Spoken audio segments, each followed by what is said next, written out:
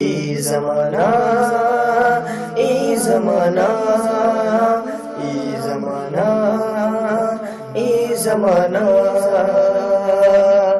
खबरों की वादी के कश्मीर का रंग, खबरों की वादी के कश्मीर का रंग बताता है जिसमें वो है ज़माना।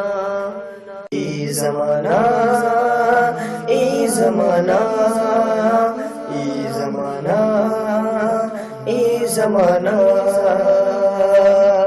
मुअज़्ज़ज़ नाज़रीन इकराम, बैक नजर में आपका इस्तकबाल किया जाता है। आइए एक नजर डालते हैं आज की अहम खबरों पर। ट्रंप इंतजामिया का व्हाइट हाउस का दौरा करने वालों की फेहरिस्त मख्फी रखने का फैसला।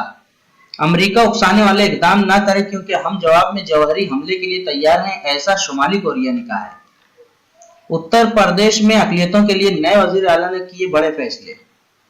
इत्तेफाक राय कायम होने पर ही 3 तलाक पर कोई कानून बनाया जाएगा, ऐसा मुख्तार अब्बास नकवी ने कहा है।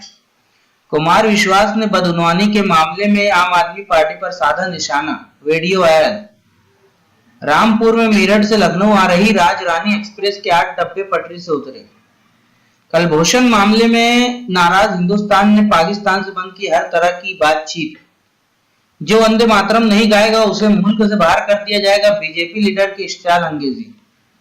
मजहब के नाम पर रिजर्वेशन देने से बनेगा एक और पाकिस्तान, ऐसा वेंकैया नायडू ने कहा है। जफर सुरेशवाला के साथ मुलाकात में आदित्यनाथ ने उर्दू यूनिवर्सिटी के लिए किया बड़ा वादा। पाकिस्तान में फौज और तालिबान के दरमियान तसादुम, 12 हलाक। रूस, शाम और ईरान ने अमेरिका को शाम में हमला न करने की धमकी दी है। डोनाल्ड ट्रंप ने अमेरिकी फौज की पीठ थपथपाई। बाबा साहब ने संस्कृत में दाखिला न मिलने पर फारसी जबान पर उबूर हासिल किया था, ऐसा शेख लाल पटेल ने कहा है।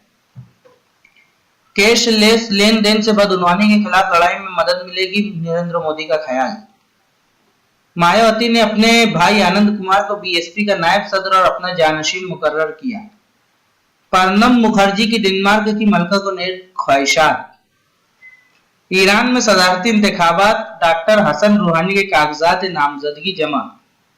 बिन लादेन ग्रुप और उसामा बिन लादेन के खानदान को अब तक का सबसे जोरदार झटका लग गया। उत्तर प्रदेश में एसपी और बीएसपी इत्तेहाद की जानिब।